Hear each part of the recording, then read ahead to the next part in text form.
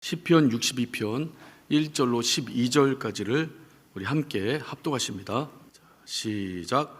나의 영혼이 잠잠히 하나님만 바라며 나의 구원이 그에게서 나는도다.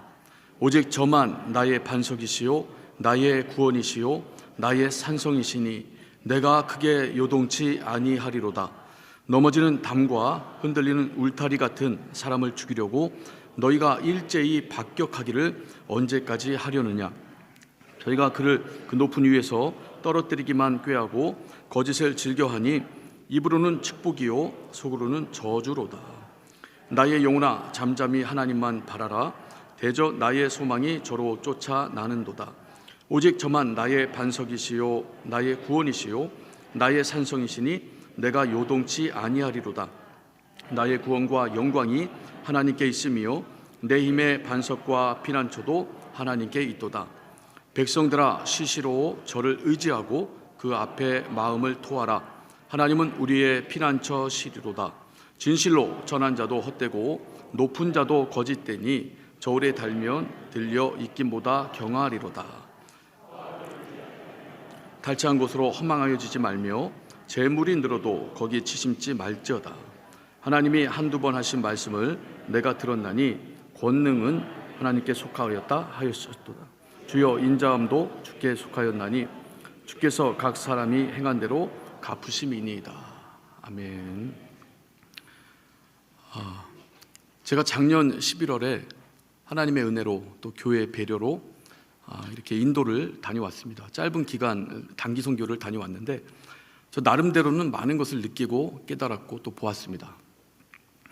이 선교 일정 중에 가정 신방이 있었어요. 그 가정에 가서 예배를 드려주는데 그 가정분들이 많은 분들을 이렇게 모아놨더라고요. 그런데 거기에 좀 구별되는 분들이 있었어요. 이 미간 사이에 여기 점이 찍혀 있는 겁니다. 빨간 점이. 근데 모양도 다르고 색깔이 빨간색도 있고 여러 가지 색이 섞여 있는 분도 있고. 그래서 우리 선교사님께 여쭤봤어요. 이 미간에 이렇게 빨간 점 있는 분들은 누구십니까? 했더니 이분들이 힌두교인들이라고 이렇게 말씀하시더라고요. 그러니까 힌두교인들은 여러분 신이 많습니다. 다신교를 섬겨요. 그리고 지금도 신이 생깁니다. 힌두교는. 그러니까 인간으로서 혁혁한 공을 세우면 그 사람을 신의 반열에 올려놔요. 그리고 숭배하고 경배합니다. 그 사람만 신이 되는 게 아니에요. 그 사람의 아내도 자식들도 그 사람의 집에서 개를 키운다면 그 개도 신이 됩니다. 그래서 신이 계속 늘어나요. 그 신을 사람들이 숭배합니다. 그러니까 이분들이 아침에 일어나서 이 생활 전선이 나오기 전에 자기가 섬기는 신에게 제사를 하는데 그 잿가루가 나온답니다. 그 잿가루를 여기다 이렇게 바르고 오는 거예요. 그래서 인도 사람들 보면요, 이 길에서 여기 이렇게 점 찍힌 분들 많아요. 어떤 분들은 여기다가 눈을 하나 그려놨어요. 동그랗게 해놓고 거기다 점을 찍었는데 눈이 색인 것 같아요. 저마다 섬기는 신은 다른데 자기가 섬기는 신에게 제사를 드리고 이 잿가루를 이렇게 묻히고 오는 거예요. 그래서 인도에 가면요, 누가 힌두교인이다 이걸 금방 압니다. 이분들이 온 건데 우리 예수 믿는 인도 성도님들이 전도 차원에서, 그러니까 전도 대상자인 거예요. 예배가 있으니 와봐라 하고 이분들을 모셔온 겁니다. 이제 예배가 진행되는데 저는 계속 이분들을 주시했어요. 왜냐하면 저도 신기했고 어떻게 우리가 드린 예배에 오실 수가 있지? 그 찬양하고 말씀 증거하고 기도하면서 계속 힐끗힐끗 봤는데 무표정이에요. 표정이 없어요. 변화도 없고 아주 그냥 일관됩니다. 처음부터 끝까지. 이제 예배가 끝났어요. 제가 우리 예수 믿는 인도 성도분들이 기도해달라고 저한테 오는 겁니다. 그분들 기도를 해드렸어요. 근데 이분들이 기도해달라고 나오는 거예요. 이 힌두교인들이. 그러면서 저한테 뭐라고 말을 하는데 저는 그 말을 못 알아듣죠. 선교사님이 통역을 해주는데 이분의 기도 제목이 뭐냐면 자기 아들, 딸 잘 되게 해달라고, 그리고 내가 가는 그 길이 육체의 길이 형통하게 해달라고. 그래서 제가 이제 손 얹고 기도를 하려고 하는데 선교사님이 목사님 이 사람들 예수 안 믿어요. 이게 뭐겠어요? 이분들 기도 제목대로 기도하지 말고 예수 믿게 기도하라는 선교사님의 어떤 사인이죠. 그래서 이분들 머리에 손 얹고 전심으로 기도했습니다. 마음 문이 열리고 생명 되시는 예수 그리스도 받아들여 하나님의 기쁨을 체험하고 경험할 수 있는 복된 심령들 되게 해달라고 목사들 용어로 세게 기도했어요. 정말 세게 기도했습니다. 기도 끝나고 이분을 바라봤는데 이분이 환하게 웃고 있어요. 그렇게 무표정하고 딱딱했던 얼굴 표정이 바뀌어서 환하게 웃습니다. 근데 저는 이 웃음의 의미를 알죠. 여러분, 이분은 저를 기독교 목사로 생각하는 게 아니에요. 이방 종교를 섬기는 사제입니다. 그러니까 힌두교 사원에 가면 사제들이 있어요. 우통 벗고 다니거든요. 그 살도 많이 쪘고 이제 그 사제같이 여기는 거예요. 그래서 이분들은 다신교, 여러 신을 섬기니까 어떤 신이든 간에 하나만 걸려라. 그러니까 네가 축복해 줄래? 네가 축복해 줄래? 그러니까 축복만 얻으면 되는 거예요. 너 예수 믿어? 그래, 네가 섬기는 신이 나를 축복해 주면 너 인정해 줄게, 이겁니다. 너무 안타깝고 안쓰러웠어요. 근데 한 가지 다행인 것은 이들이 전도 대상자라는 겁니다. 그러니까 예수 믿는 우리 인도 성도님들이 계속 복음을 이분들에게 증거하고 있는 거예요. 이게 너무 이제 다행이다라는 생각이 들었습니다. 여러분, 인도는요 한 85%가 힌두교입니다. 그리고 한 10%가 이슬람교가 되고 우리 기독교인들은 2천만에서 3천만 정도 된다고 그래요. 되게 많죠, 여러분. 우리 인구에 비하면 많은 건데 인도는 13억입니다, 인구가. 그러니까 기독교인들이 많은 그 부분을 차지하지 않아요. 그리고 전 참 아이러니했던 게 불교가 인도에서 발생했는데 불교인들이 인도에 별로 없어요. 예. 힌두교와 이슬람이 흡수됐답니다. 제가 인도 선교를 준비하면서 한 가지 영상을 봤어요. 근데 이 자이나교라는 교가 있는데 이 인도에 300만 명이 있다고 합니다. 근데 불교랑 아주 비슷한 교리를 갖고 있어요. 이 자이나교의 중심 교리가 뭐냐면 첫 번째가 불살생이에요. 두 번째가 무소유입니다. 그러니까 절대 살생하면 안 되고 뭔가 가지면 안 되는 거예요. 이분들 이 사제들이 1년이면 인도 전역을 순례합니다. 4,000km를 계속 걷는 거예요. 밥 먹고 걷고 밥 먹고 걷고. 근데 이들이 빗자루 하나 갖고 다녀요. 그 빗자루인데 이 실이 고운 빗자루, 털이 고운 빗자루. 용도가 뭐냐면 막 걷다가 힘들잖아요. 그럼 앉고 좀 자야 되는데 앉을 때 벌레가 밟히면 안 돼요. 그래서 이 빗자루 쓰는 겁니다. 자기 앉을 자리, 누울 자리. 만약에 벌레를 자기도 모르게 밟았다, 앉는 중에 밟았다, 그러면 이분들은 하루 금식해야 돼요. 그러니까 이분들만의 죄를 처리하는 방법이에요. 계속 걷는데 여러분 금식해 보세요. 얼마나 힘들겠습니까? 너무 힘들죠. 그리고 높은 사제일수록 옷을 안 입어요. 팬티까지. 이게 높은 사제의 표식입니다. 이제 입문한 사람들, 이제 갓 이 자이나교에 입문한 사람은 옷을 벗을 권세가 없어요. 권리가 없어요. 왜냐하면 하등하니까. 근데 높은 사람들은 여러분 팬티까지 안 입어요. 실제로 빗자루 하나 들고 팬티도 벗고 막 걸어 다닙니다. 근데 이분들을 추종하는 세력이 300만이 된다 이 말이에요. 그러니까 고행과 수행, 계속된 고행과 수행을 해요. 그리고 3년마다 한 번씩 머리를 깎습니다. 이 수염을 깎는데 바리깡이나 가위를 사용하면 안 돼요. 어떻게 깎는지 아세요? 한 움큼씩 자꾸 뽑습니다. 머리를. 혼자 힘으로 안 되면 여러 사람이 도와줘요. 근데 여러분 진짜 이만큼씩 받고 찢어요. 그냥 막 찢어요. 그럼 머리에 피가 나겠어요? 안 나겠어요? 피가 맺혀 있어요. 수염은 뽑습니다. 이렇게. 남자분들 아시죠? 면도하다가도 쓸리면 아파요. 피나요. 근데 이걸 뽑아요. 근데 이분들은 울면 안 돼요. 눈물을 흘리면 수행과 고행이 덜 된 겁니다. 그날도 금식을 해야 돼요. 왜냐하면 이분들은요 육체를 하찮게 봅니다. 그러니까 이분들의 목표는 영혼 구원이에요. 그래서 하찮은 육체의 감각이 아직 있다. 고행과 수행이 덜 된 겁니다. 그런데 여러분 이들이 계속 고행과 수행을 해나가는데 얼만큼 고행을 해야 구원을 받느냐 이 말이에요. 얼만큼 수행을 해야 구원을 받느냐 이 말이죠. 약속이 없는 거예요. 자, 우리 불교계에 큰 스님이 있습니다. 죄송합니다.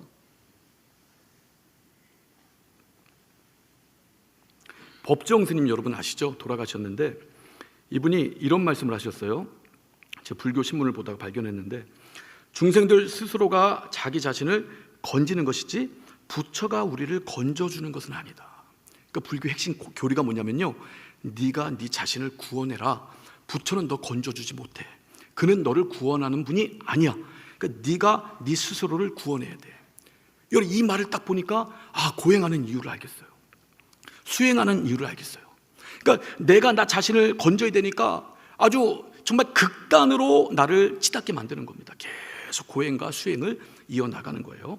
또 우리 절에서 또 불교계에서 이제 저명한 또 스님이 있죠. 더 법정 스님보다 더 유명해요. 성철 스님.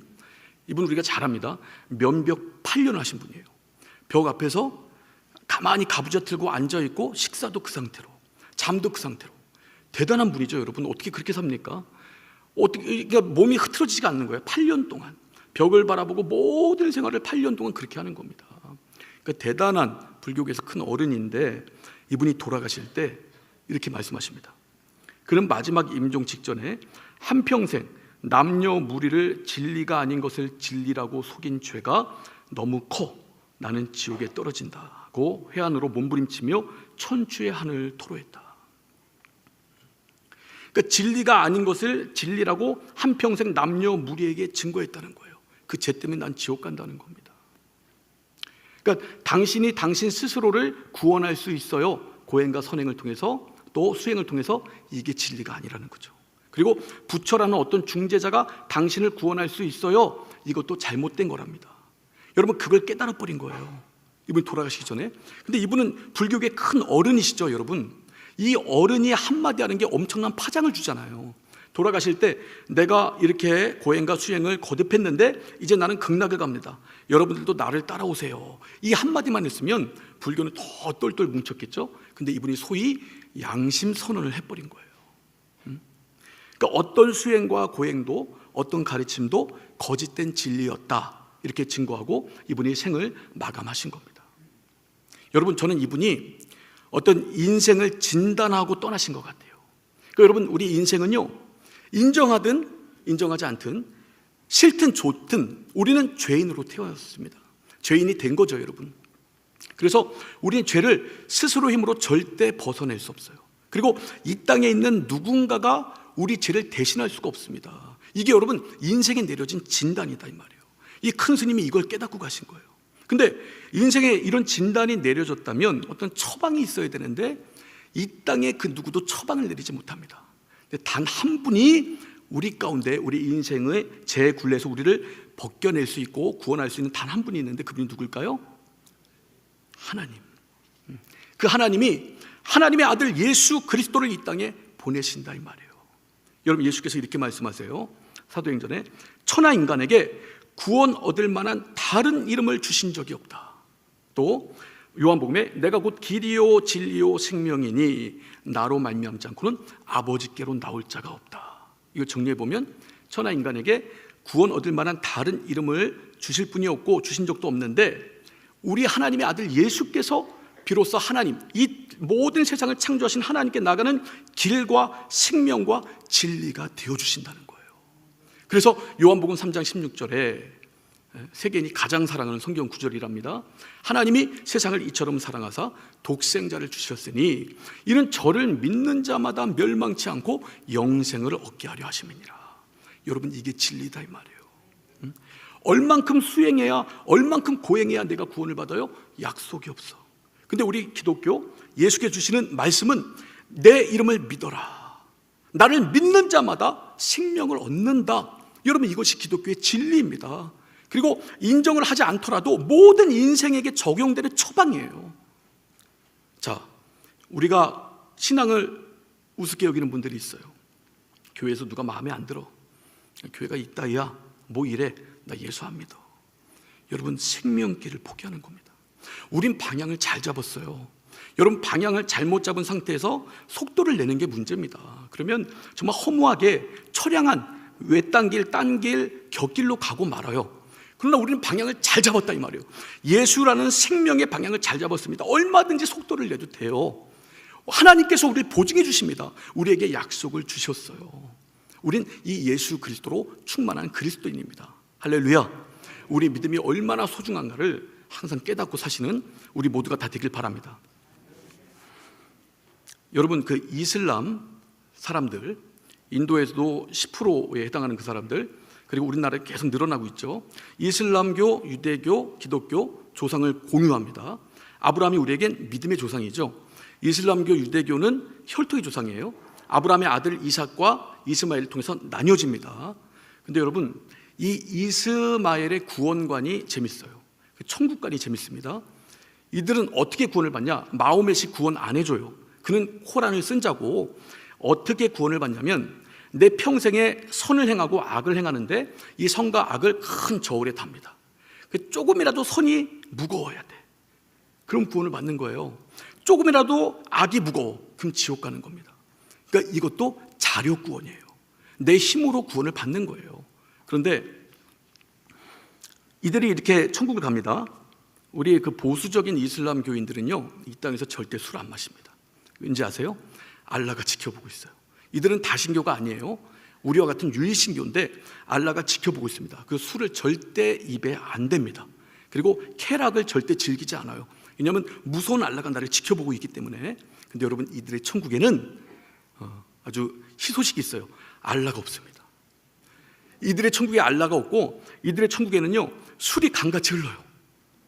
그래서 그 술을 계속 퍼마시는 거예요. 천국에서 고주망태가 되도록 술을 퍼마시고, 눈큰 여자, 그 눈큰 여자가 미인의 조건인가? 하여튼 인도 가니까 다 눈이 크더만.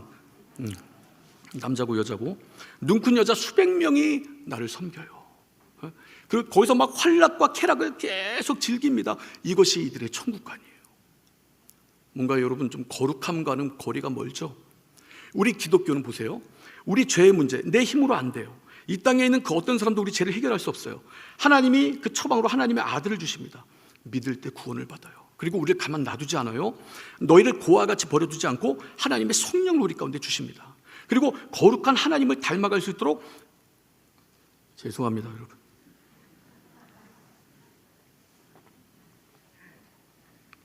거룩한 하나님을 닮아갈 수 있도록 계속 우리 주 예수를 닮도록 성령께서 인도하신다 이 말이에요. 그리고 우리가 예수 그리스도를 닮죠. 성화되어져 가는 과정 가운데 우리 육체는 삶을 마감하고, 또는 우리 육체 살아있는 동안에 예수께서 오시면 우린 예수께서 우리를 예비한 천국으로 간다 이 말이에요. 여러분, 그 천국은 죄가 없고 하나님의 성품이 가득한 곳이에요. 그 천국은 여러분 기쁨이 있습니다. 그리고 하나님이 계셔요. 여러분, 이것을 소망하는 믿음을 가진 자가 우리 그리스도인입니다. 그래서 우리 기독교랑 여러분 다른 종교를 비교하면 비교할수록, 와, 이렇게 차이가 나는구나. 진리와 비진리가 이렇게 차이가 나는구나. 그러니까 보통 사람이 봐도 알아요. 여러분, 고대 신화를 보면요, 그리스 로마 신화도 마찬가지고요, 사람을 창조한 이유가 노예 삼기 위해서예요. 갑질하기 위해서. 우리가 하기 싫은 일 얘네 시키자, 이 목적으로 만든 겁니다. 자기 말 안 들으면 죽여버려요. 근데 우리 하나님은 우리를 위해서 아들을 보내요. 아들을 죽는데 내어놓는다 이 말. 이런 신이 어디 있어요? 신화를 봐도 알아요. 여러분, 무엇이 진리인가 무엇이 비진리인가 확실히 압니다. 그래서 우리 신앙생활 가운데 하나님의 인도를 크게 보는, 어떤 일이 있어도, 물질의 어려움을 당해도, 또 내 목숨에 어떤 위험이 도사려도 이 신앙만은 절대 포기하지 않는 우리 개혁 성도님들 다 되시기를 예수 이름으로 축원합니다. 자, 오늘 우리가 시편 62편 1절 2절 읽었습니다. 시편마다 시제가 있는 시편이 있는데, 이 시편은 다윗의 시 영장으로 여두둔의 법칙을 의지하여 한 노래에 이렇게 써져 있어요. 여두둔이 누군가? 여두둔이 사람 이름입니다. 이 다윗이 예배를 만들어요. 그리고 예배 가운데 찬양 사역자를 세우고 그의 인도를 따라 이렇게 성가대가 구성되고 찬양 사역이 예배 때 이루어집니다. 우리 역대상 16장 41절로 43절 한번 볼까요? 또 저희와 함께 해만과 여두둔과 그 남아 택함을 받고 농명된 자를 세워 여호와의 자비하심이 영원함을 인하여 감사하게 하였고. 그러니까 여두둔과 해만, 이런 찬양 사역자들이 하나님 앞에 예배 가운데 봉사하고 찬양으로 영광 돌린 거예요. 이 감사라는 말이 다른 성경에 보면 찬송으로 이렇게 또 번역이 되어 있습니다. 42절 보니까 또 저희와 함께 해만과 여두둔을 세워 나팔과 재금들과 하나님을 찬송하는 악기로 소리를 크게 내게 하였고, 또 여두둔의 아들로 문을 지키게 하였더라. 43절이 중요합니다. 이에 뭇 백성은 각각 그 집으로 돌아가고 다윗도 자기 집을 위하여 축복하려고 돌아갔더라. 제가 어떤 목사님의 설교를 듣는 중에 이건 힌트를 얻었는데, 여러분, 다윗이 자기 집을 위하여 축복하려고 돌아갔어요. 잘 생각해 보세요. 예배의 감동이 아직 남아있는 거예요. 예배 1시간 딱 끝나고 집에 돌아간 게 아닙니다. 예배 끝나는 동시에 몸이 건조하게 예배 끝났으니까 집에 간다, 그게 아니고 예배 때 받은 은혜와 하나님의 사랑과 주님 주신 믿음을 어떻게 해요? 가정에까지 가져간 거예요. 그 자녀들, 가정 사람들 축복해 준 겁니다, 여러분. 우리 예배가 뭐냐? 이 1시간 예배 드리고 오늘 주일 예배 마쳤다, 이 말씀 여러분 너무 많이 들었죠? 이게 예배의 끝이 아니에요. 예배 끝은 우리 생활에서 나타나야 됩니다. 은혜 받음을, 하나님의 사랑 받음을, 믿음 충만함을 내가 거하는 가정과 더 멀리 많은 사람들에게 여러분 퍼뜨려야 돼요. 1907년에 평양 대부흥운동이 일어나고 성령 충만한 사람들이 어떻게 됩니까? 회개를 쏟아내죠. 그리고 자복하고 회개하고 하나님의 기쁨을 간직한 채로 자기 집으로 가요. 그리고 자기가 잘못했던 것, 사기친 것, 거짓말했던 것, 악독하게 굴었던 것, 이웃들에게 찾아가서 누가 시키지 않았는데 용서를 빕니다. 이웃들이 깜짝 놀랍니다, 여러분. 이 사람은 왜 이러지? 원래 악독한 사람인데 왜 이 사람이 이렇게 변했대? 예수 믿었대. 그러니까 예수 믿은 사람들이 은혜와 사랑과 하나님을 향한 믿음을, 그리고 주님 주신 명령을 우리 일상생활 가운데서 행하는 거예요. 그때 여러분 이 사람들이 변화됩니다. 여러분, 예수 안 믿는 사람들은요, 우리 예배를 구경할 일이 없어요. 우리가 어떤 감동을 받는지, 어떤 위로를 받는지 우리 예배를 전혀 구경할 일이 없습니다. 안 오니까. 그래서 이들이 하나님을 만나는 방법은 예배 때 은혜 받은 사람이 예수님을 닮아가는 모습을 통해서 이들을 하나님 만나는 겁니다. 그래서 우리가 예배 때 감동을 예배 1시간 동안 딱 하고 말고 잊어버리면 여러분 이들에게 예수를 소개할 수가 없는 거예요. 물론 말로는 증거할 수 있죠. 근데 이들은 우리 행실을 본다니까요. 그래서 우리가 정말, 저는 여기서 많은 힌트를 얻었어요. 정말 우리가 다윗처럼 집에 돌아가서도 우리의 자식들을 축복하고 이렇게 하는 그 능력이 있었으면 좋겠어요. 제가 2월 3일 날 금요교대를 인도하고 집에를 갔어요. 근데 우리 둘째 아들이 문을 딱 열더니 목사님 오셨어요 하고 인사를 하는 거예요. 근데 이놈이 나를 또 놀리네. 자주 놀리거든요, 저를.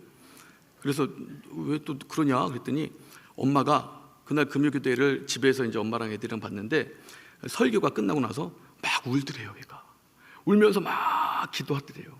그러니까 형이 질 수 없잖아요, 첫째인데. 그러니까 형도 같이 기도하고 막내는 들어가고, 그래서 막 그 기도 10시 50분까지 계속 기도를 하더랍니다. 저는 그 말을 듣는데 너무 기뻤어요. 여러분, 우리 둘째는요 저를 존경 안 합니다. 왜냐하면 얘가 저한테 가장 많이 혼나요. 그러니까 아빠 입장에서 혼나는 거지, 얘도 자기 세계관이 있는데 아빠가 이해를 못하는 거겠죠.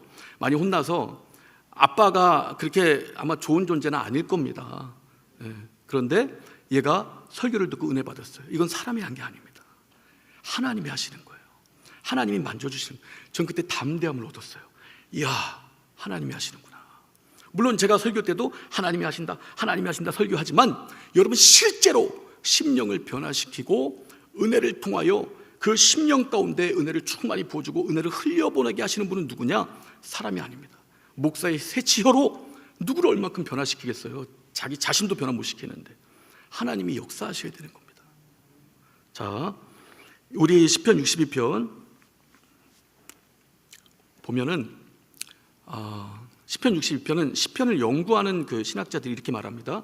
61편, 62편, 63편은 그러니까 압살롬, 다윗의 아들이죠. 압살롬이 다윗을 죽이기 위하여 쫓을 때 다윗이 위기를 당했을 때 썼다라고 이렇게 표현하고 있어요.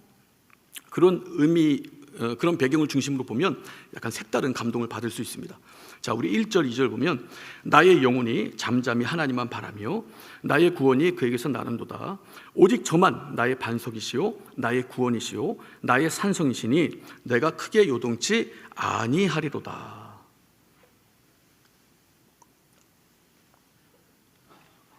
자, 여러분, 지금 압살롬이 다윗을 쫓아옵니다. 이유는 뭐예요? 죽이려고. 이 왕이 죽어야 내가 새로운 왕으로 등극되는 거예요. 아버지인데. 여러분 생각해 보세요. 압살롬이 다윗을 쫓았구나. 여러분 다 자녀들이 있죠. 내 아들이 지금 나를 죽이려고 쫓아와. 어떤 감정일까요? 예? 억장이 무너집니다. 기가 막히고 코가 막혀요. 참남하죠. 비참하죠. 처참합니다. 여러분 일어날 힘이나 있었겠습니까? 주저앉아요. 이 감정의 소용돌이, 10년 가운데 감정의 소용돌이가 계속 일어나요. 왜 저가 날 죽이려고 하지? 분노, 증오, 그리고 막 저주를 내뱉고 싶기도 하고 한편으론 연민이 느껴져요. 내가 아들에게 뭘 그렇게 잘못했길래. 그리고 의문, 저 아들이 왜 나를 죽이려고 할까? 난 아버지인데. 여러분, 이런 감정이 막 복합적으로 있을 때 다윗이 얼마나 힘을 잃었을까요? 한번 생각해 보세요. 저는 막 일어날 힘도 없었을 것 같아요. 근데 다윗은 경험적으로 합니다. 내가 힘들 때, 죽을 위기에 있을 때 누가 나를 건져내시는지. 아무도 나를 도울 수 없어요. 내 자신도 나를 구원할 수 없어요. 그 어떤 사람도 나를 대신해서 나를 살려줄 수 없습니다. 그때 누가 역사하셔야 되는지 다윗은 한다 이 말이에요.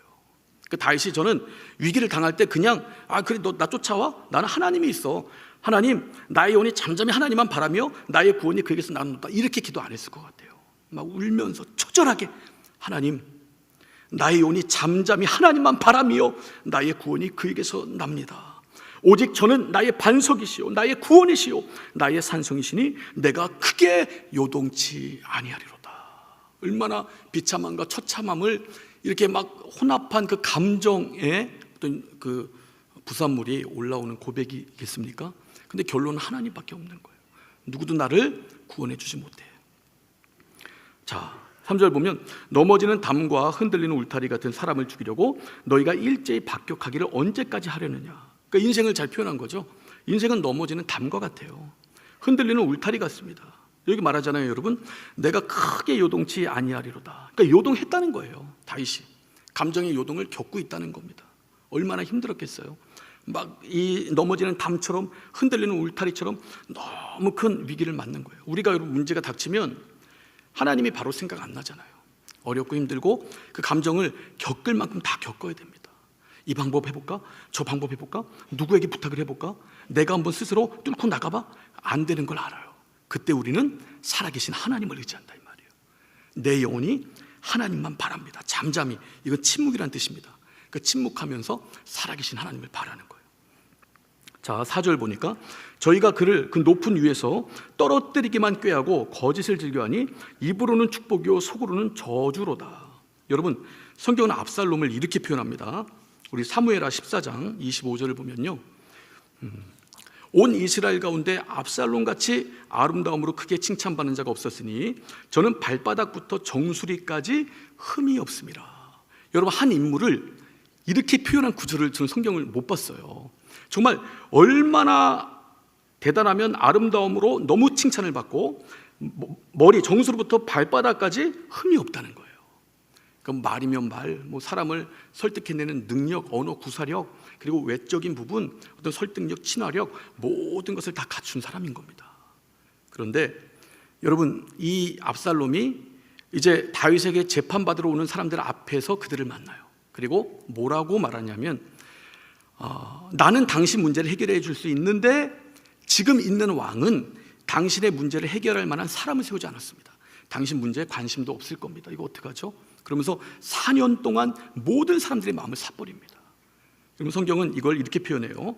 우리 사무엘하 15장 6절만 보겠습니다. 사무엘하 15장 6절. 자, 무릇 이스라엘 무리 중에 왕께 재판을 청하러 오는 자들에게 압살롬의 행함이 이 같아서 이스라엘 사람의 마음을 도적하니라, 이렇게 표현하고 있어요. 근데 여러분, 이 6절을 현대어 성경으로 보면요, 더 확실하게 표현합니다. 자, 압살롬은 왕에게 판결을 받으러 오는 모든 사람에게 이런 식으로 친주를 베풀었다. 그렇지 않아도 북쪽 이스라엘의 10지파 사람들은 유다와 다윗 왕에 대하여 거리감이 있었는데 압살롬이 이렇게 기만과 간교한 수단으로 그들의 마음을 도둑질하자 얼마 지나지 않아서 온 이스라엘 사람들의 마음이 압살롬에게로 기울어졌다, 이렇게 표현한다 이 말이에요. 그러니까 압살롬이 사람들의 마음을 여러분 간교하고 기만한 수단으로 샀다 이 말이에요. 그러니까 겉은 대단한데 속은 간교함, 간사함, 간악함이 있는 거예요. 여러분, 다윗은 어땠을까요? 다윗이 그런 상황을 맞이하고 도망가려고 막 채비를 합니다. 그때 사독과 아비아달, 그 해의 대제사장 둘이 이렇게 법궤를 메고 나와요. 다윗이 막 칭찬해 주겠지? 이 법궤를 모신 왕이 정당성 있는 왕이니까. 근데 다윗이 꾸중합니다. 그리고 성전에 빨리 모셔라. 하나님이 나를 인정하면 다시 내가 돌아와 하나님을 섬길 것이고, 하나님이 나를 인정하지 않으면 다른 사람이 하나님을 섬길 것이다. 다윗이 너무 멋있어요. 모든 매사에 하나님 중심이야. 내 이익을 위해서 하나님 절대 쓰지 않아요. 하나님이 원하시면 내가 이런 사람이 되겠습니다. 이것이 다윗의 입장입니다. 그렇다고 다윗이 죄를 안 범하냐? 이도 간사하게 죄를 범한 적이 있어요. 근데 여러분, 다윗은 반드시 회개를 통하여 회복합니다. 이 다윗이 도망을 갈 때 베냐민 지파에 속한 사울의 사람이었던 시므이가 다윗을 막 욕을 해요. 막 비판합니다. 근데 다윗의 옆에 있던 장수 하나가 저 죽은 개 같은 자가 왕을 모독합니다. 내가 가서 죽일까요? 다윗이 뭐라고 그래요? 저가 저렇게 비판할 수 있는 권세를 누가 주었겠느냐? 하나님이 주신 거야. 그리고 저가 나를 비판할 때 하나님이 나를 불쌍히 여기시지 않을까? 놔둬라, 이렇게 말해요. 그러니까 참 멋있어요. 저는 다윗을 보면 연약해서 쓰러지기도 하지만 하나님 입장에서 모든 것을 생각을 합니다. 여러분, 다윗이 우리아의 아내 밧세바를 범하고 어떤 기도를 합니까?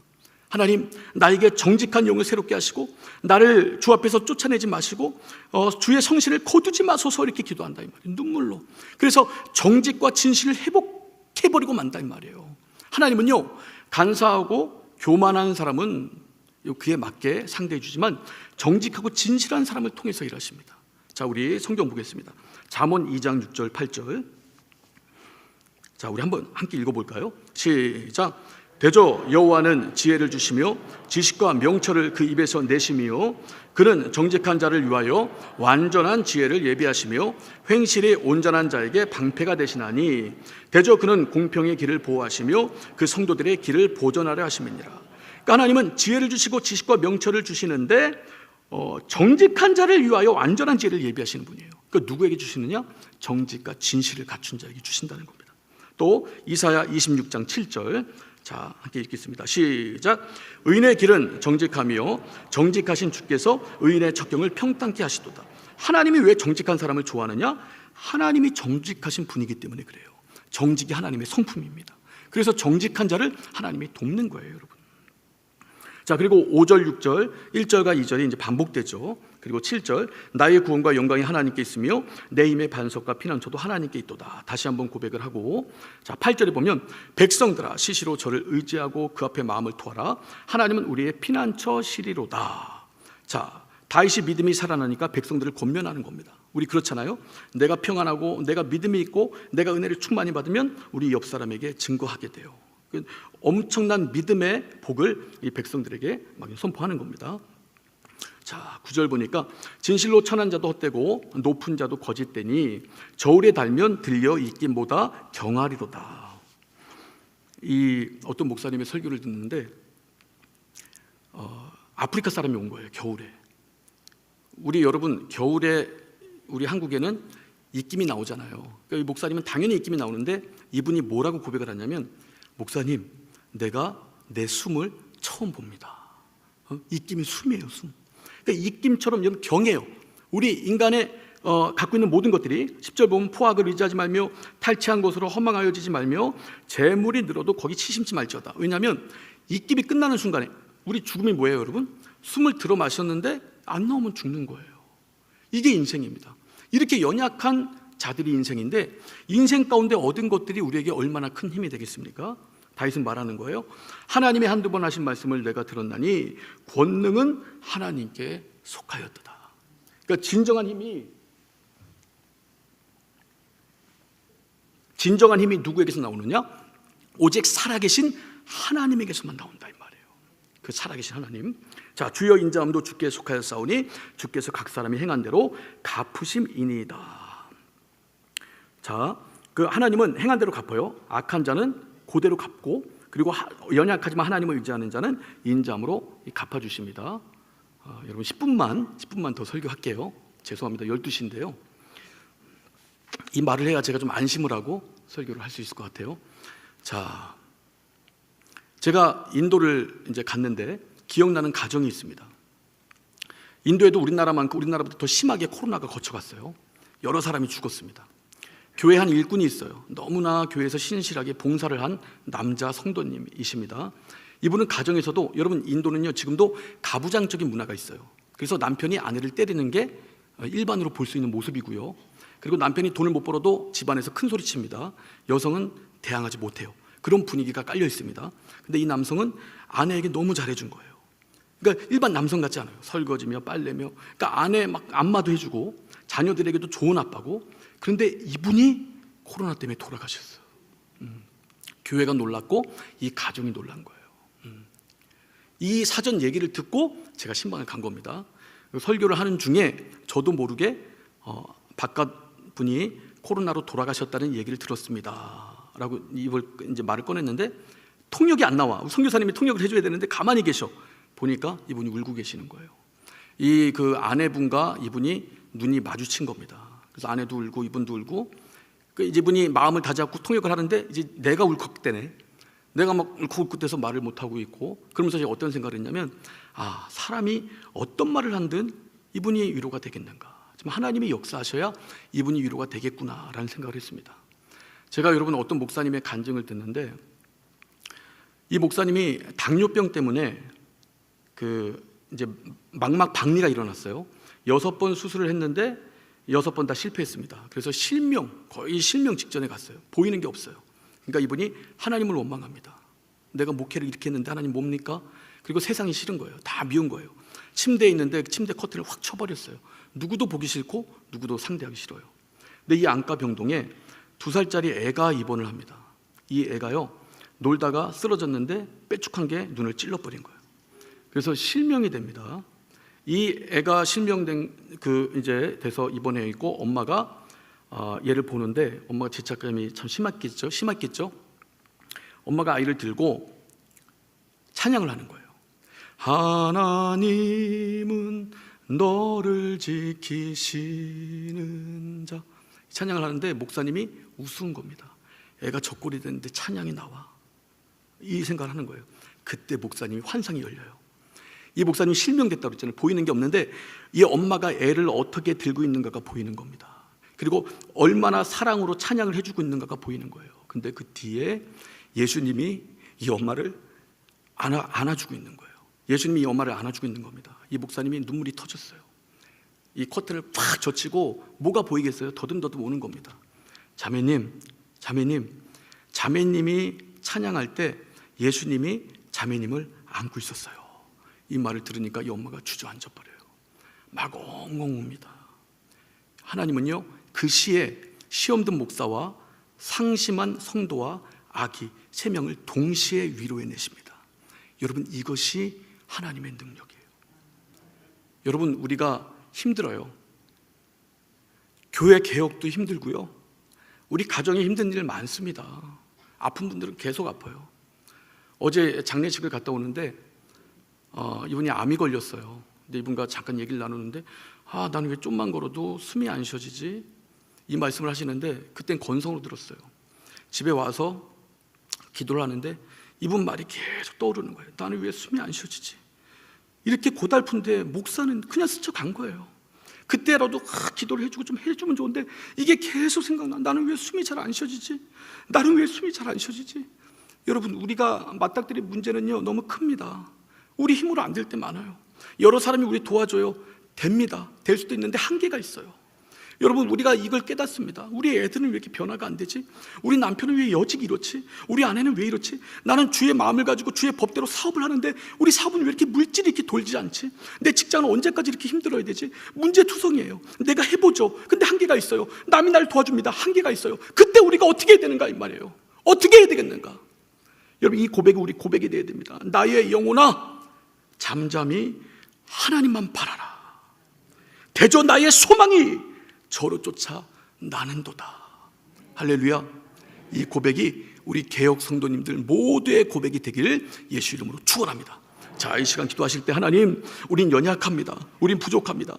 내 스스로가 나를 구원해낼 수 없고 남이 나를 구원해낼 수 없습니다. 오직 우리 주 예수만이 나를 구원하시는 유일한 구원자 되십니다. 우리 주님께 기도할 수 있는 마음 주시옵소서. 내 영혼아, 잠잠히 하나님만 바라라. 나의 구원이 그에게서 나는도다. 이 고백이 우리 개혁 성도님들 전체 삶의 영역에서 온전히 터져나올 수 있도록 도와주옵소서. 우리 주여 머무르고 간절히 기도합니다. 주여.